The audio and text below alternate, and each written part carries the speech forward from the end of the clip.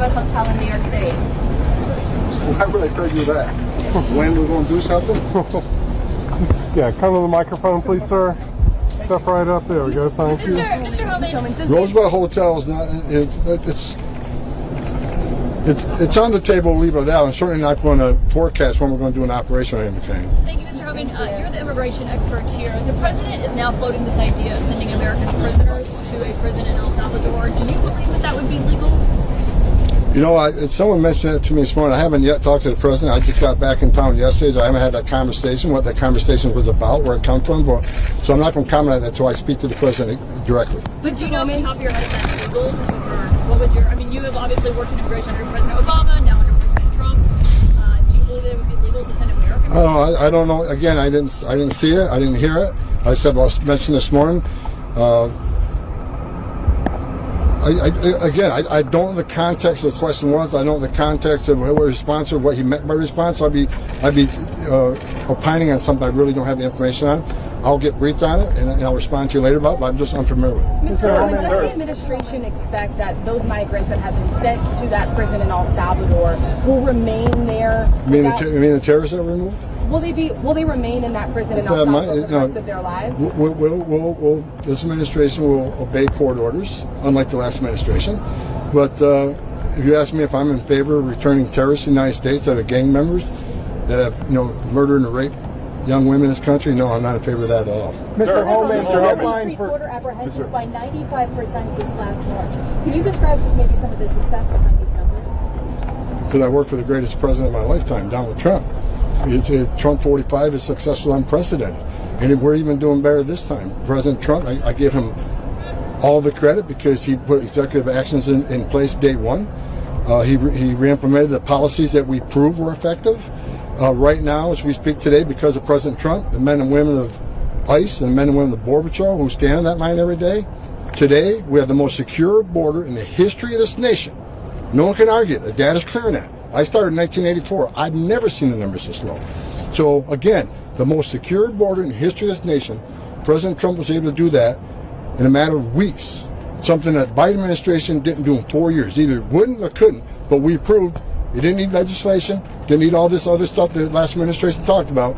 We needed a strong president who took America first and cared about American safety and securing that border. Securing the border at this level means we have a lot stronger national security because of the border. Mr. Homan, the deadline. There are laws on the books that make it a criminal offense to shield or harbor illegal immigrants, like the sanctuary states that you leaders have been doing. Do you think they should be prosecuted to the fullest extent of the law and possibly put in prison? Absolutely. And hold tight on that one.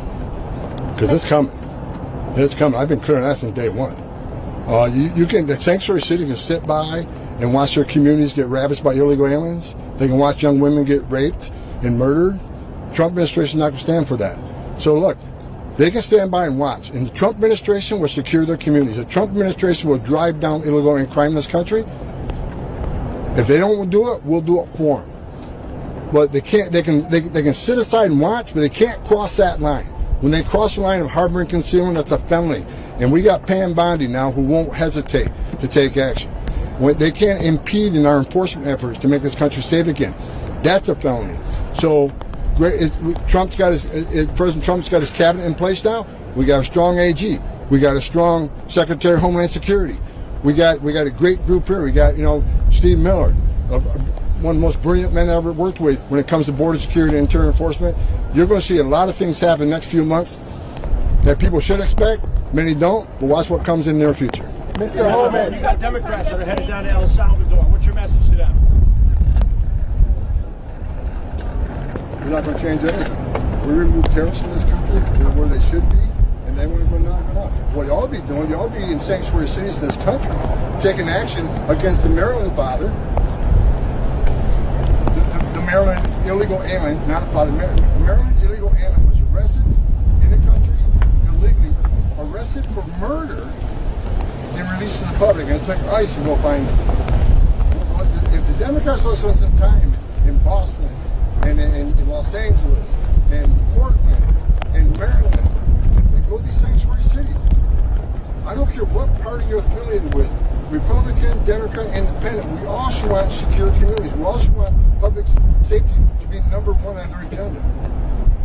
I can't believe there's any Democrat politician who does not want public safety threats out of the community. Their number one responsibility is protection of the communities. But they'd rather go to El Salvador than fix the problem we just talked about in Maryland, fix the problem of Boston, fix the problem that just happened in Washington State. 2 illegal aliens tortured a woman, left her for dead by drilling on her to give her money, access to ATM stuff. But they're going to go to El Salvador.